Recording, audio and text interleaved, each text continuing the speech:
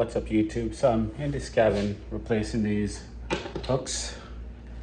These are just hangers, so it has a screw on it, so a lot of them basically came off because of the head is worn out. But you can use your pliers and take it out, but instead of just spending the time to do that, you can use your drill. Let me show you. So I got my drill. You want to basically put your drill over that, and sorry, I'm trying to do this one hand. You want to tighten it up.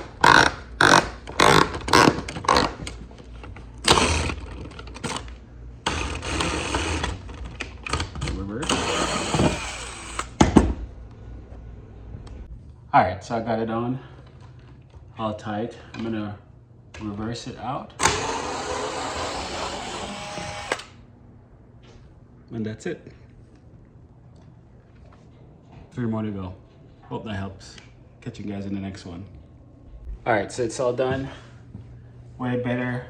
It's at a 45 degrees instead of a straight out, to kind of weaker, so you can just hang your stuff. And that's it. All better. Catch you guys later. Bye.